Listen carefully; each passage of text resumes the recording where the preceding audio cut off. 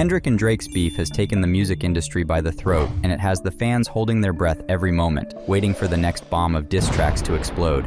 The two rappers have been feuding for almost a decade, but their attacks became more unrelenting and personal in a series of recordings released over the weekend. The long-running and increasingly tense rap beef between Kendrick Lamar and Drake erupted into full-fledged acrimony and unverifiable claims over the weekend. Both artists quickly released a slew of songs criticizing race, appropriation, sexual and physical abuse, body image, misogyny, hypocrisy, generational suffering, and other issues. Lamar, a Pulitzer Prize winner from Compton, California, has been the most aggressive, releasing 4 verbose and complex diss tracks, totaling more than 20 minutes of new music, attacking Drake in the last week, 3 of which have been published since Friday. Each received millions of streams, and the 3 that were commercially released, Euphoria, Meet the Grams, and Not Like Us, are expected to land near the top of next week's Billboard singles chart, while appearing to, at least temporarily, shift public perception of Drake, long regarded as a maestro of the online public arena and meme ecosystem. Well, there is a lot to unpack in the Drake and Kendrick Lamar feud. A lot to unpack here. The two Long-standing feud between rap artist Drake and Kendrick Lamar is once again heating up after the release of diss tracks back-to-back, and we really mean back-to-back-to-back-to-back. Drake and Kendrick Lamar are trending after taking aim at one another over the weekend in 5 different songs, one of them dropping overnight. In the meantime, on Friday night, Drake launched his own broadside against Lamar and a slew of other recent challengers in a teasing Instagram interlude, as well as a 3-part track and elaborate music video titled Family Matters, in which he referred to his rival as a fake activist and attempted to expose friction and alleged abuse in Lamar's romantic relationship. But that song was quickly followed by Lamar's Meet the Grams, a foreboding long letter to Drake's parents and little son, Aubrey Graham, in which Lamar refers to his rival rapper as a liar and pervert who should die to make the world safer for women. Your son's a sick man with sick thoughts. I think niggas like him should die. And we gotta raise our daughters knowing there's predators like him lurking. Fuck a rap battle, he should die so all of these women can live with a purpose. Lamar also appeared to claim that Drake had fathered a secret daughter over a decade ago, mimicking the huge reveal of his son from Drake's previous massive rap fight, a claim Drake promptly disputed on Instagram before responding in another song on Sunday. The shooting at Drake's mansion occurred early this morning. The security guard who was hit was outside, according to police. But it's not clear if Drake was home at the time or what led to the shootings. On Tuesday, a security guard was shot and badly injured outside Drake's Toronto mansion, which was featured on the cover art for Lamar's Not Like Us. Authorities said they couldn't say what motivated the shooting right now, but the investigation was still ongoing. I cannot speak to a motive at this time, because it's so early, but as we get information, we will share it with you. Representatives for Drake and Lamar did not immediately respond, but how and why did 2 of the world's most recognized artists decide to drop the gloves and engage in a long-running battle for rap supremacy? It was weeks, months, and years in the making, culminating in a rapid rise to hip-hop notoriety.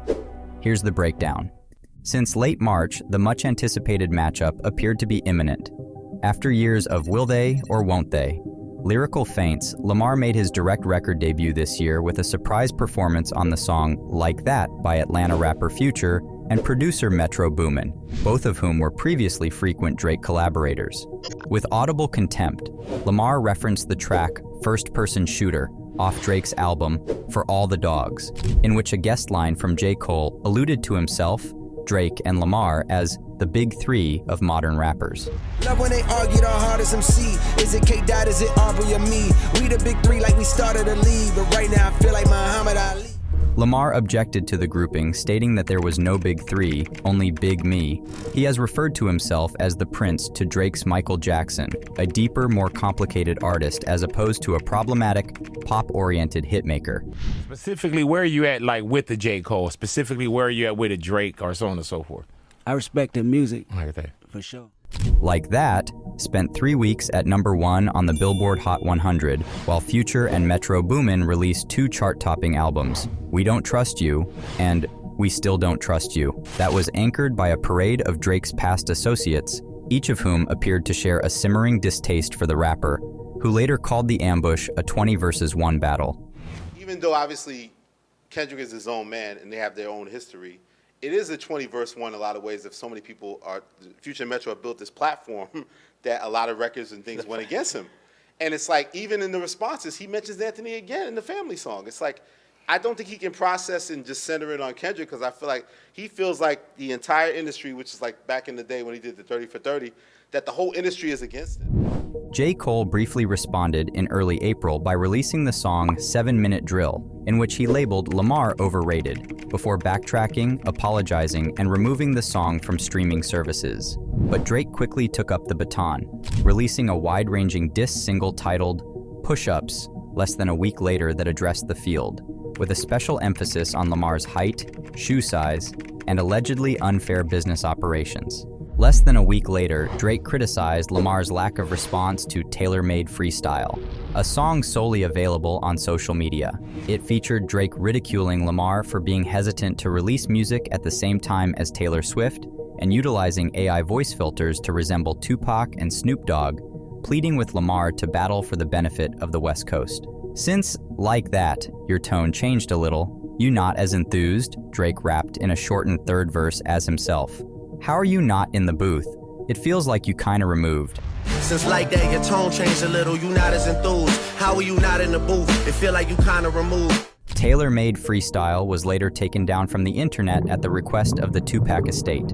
However, it was a seemingly thrown-off lyric from the earlier Push-Ups that mentioned the name of Lamar's long-standing romantic partner. I be with some bodyguards like Whitney, that Lamar would later refer to as a red line crossed. I be with some bodyguards like Whitney. Putting all subject matter open game in the songs to come. Even with Drake dissing cameos from Future, Ye, Rick Ross, The Weeknd, and ASAP Rocky, the main battle was always going to be between Drake and Lamar, who have spent over 10 years subtly antagonizing one another in songs yet maintaining an icy frenemy rapport in public.